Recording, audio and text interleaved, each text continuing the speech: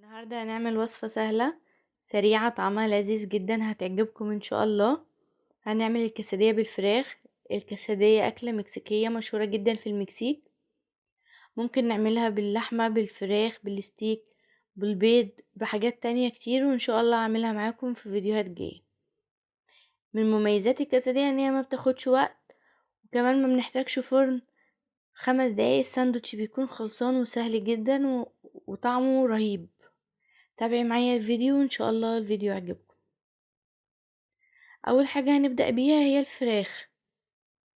نص كيلو وراك وصدور، عاملة ميكس ما بينهم، متقطعة مكعبات وسط مش صغيرة، وبولة فاضية هننزل فيها بكوباية زبادي او كوباية لبن رايب، وعليها معلقة كبيرة خل، معلقة كبيرة عصير ليمون، معلقة كبيرة زيت، معلقة كبيرة معجون طماطم او صلصة، ومعلقة صويا صوص. الصويا صوص ده الخفيف مش التقيل.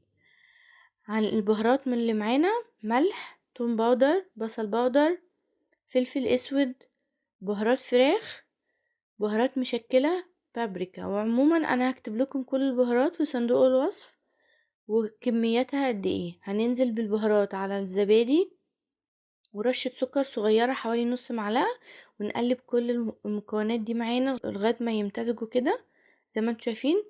وهننزل عليهم بالفراخ ونقلبها كويس جدا، بحيث ان احنا نغطيها بكل التتبيلة ونغطيها ونسيبها على جنب اقل حاجة نص ساعة. لو مش مستعجلة ممكن نسيبها ساعتين او 3.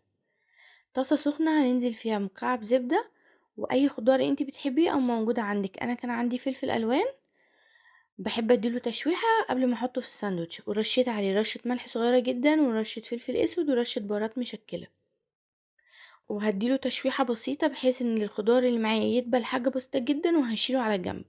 وفي نفس الطاسة هنزل بمكعب زبدة، والفراخ اللي احنا تبلناها هنصفيها كويس جدا من التتبيلة علشان مش عايزين اي سوائل، وهنسيبها حوالي 5 دقايق لغاية ما تنزل ميتها وتشربها، بس ما نقلبش فيها علشان ما تفقدش كل المية اللي فيها وتنشف. احنا عايزينها تبقى جوسي. ونقلبها على الناحية التانية ونسيبها برضو حوالي 5 دقايق. المهم تاخد معانا اللون الجميل اللي احنا شايفينه ده. يعني هي كل التسوية حوالي 10 دقايق، وزي ما قلت ما نقلبش فيها كتير والطاسة تكون سخنة. هنشيل الفراخ على جنب ونبدأ بتجميعة الساندوتش بقى. وهي احلى لحظة طبعا لما نيجي نخلص الساندوتش وخلاص هناكل. احنا معانا عيش تورتيه. عيش تورتيه ده انا كنت عملته معاكم في فيديو قبل كده، وهسيبه لكم اللينك بتاعه في صندوق الوصف او هيظهر لكم في الاي اللي فوق. حاجة مهمة برضو في الساندوتش: الجبن. انا هنا كان معايا جبنة موتزاريلا وجبنة رومي وجبنة شيدر. الجبنة المتاحة عندك حطيها، اهم حاجة تكون جبنة بتسيح. وقطعت الفراخ قطع صغيرة، ما سبتهاش كبيرة علشان ما تضايقش اللي هياكل. وزي ما قلت الجبن اهم حاجة، لان هي اللي هتخلي الحشوة تمسك ما تقعش من الساندوتش. وهنضغط على الفراخ بعد ما نحطها على الجبن ضغطة بسيطة علشان تمسك فيها، وهنحط معلقة كبيرة من الخضار اللي احنا شوحناه ورشة كاتشب، وهنحط جبن تاني. طبعا تجميعة الساندوتش اللي بترتاحي لها اعمليها، او اللي بتحبيه حطيه، حاجة ما بتحبهاش شيليها عادي. ده هعمل معاكم ساندوتش تاني وهزود حاجات تانية فيه. هنحط الجبن برضو تحت في الاول. الجبنة هنا انا بقول ان هي مهمة علشان هي هتسيح من الناحية دي والناحية اللي فوق، فهتمسك الحشوة في النص فمش هتقع. وهنقطع الفراخ اهم حاجة صغيرة عشان ما تضايقش اللي هياكل، ونضغط ضغطة خفيفة جدا بحيث ان هي تمسك في الجبنة. وهنا انا زودت بطاطس محمرة.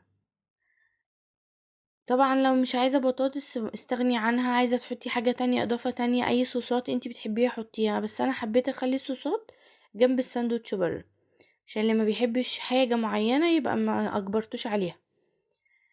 وان شاء الله تجربيها وهتعجبك وهتعجب كل اللي هيدوقها. وبرضه نغير من اكلات العيد الدسمة واللحمة وكل ده ونفصل شوية. وهنرش رشة كاتشب تاني والجبن من فوق، ورشة خضار من اللي احنا عاملينه اللي هو الفلفل الالوان.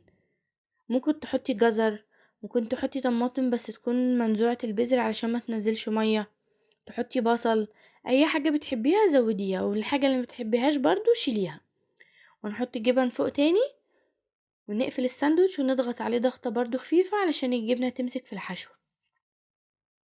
طبعا في نفس الطاسة اللي كنا بنعمل فيها كل حاجة، مش هنقعد بقى نبهدل في حاجات كتير، هنجيبها بس من غير زيوت ولا اي حاجة ولا زبدة، هي طاسة بس بعد ما ننضفها هنسخنها كويس جدا وننزل فيها بالساندوتش بتاعنا على كل جنب حوالي دقيقتين، ونضغط عليه علشان ياخد اللون الجميل بتاع اللي معانا ده. وبألف هنا وشفا، وان شاء الله الساندوتش يعجبكم لما تجربوه. بصوا كان مقرمش جدا وطعمه رهيب. هي أكلة جميلة وسهلة جدا، ما بتاخدش أي وقت خالص. واتمنى الفيديو يكون عجبكم، ولو عجبكم ياريت تعملوا لي لايك وشير، وتقولي لي رأيكم في الكومنتات، ولو في أي وصفة عايزين نعملها معاكم قولولي اكتبولي في الكومنتات. وإن شاء الله أشوفكم في فيديو جديد، واسيبكم بقى مع الساندوتش الجميل ده.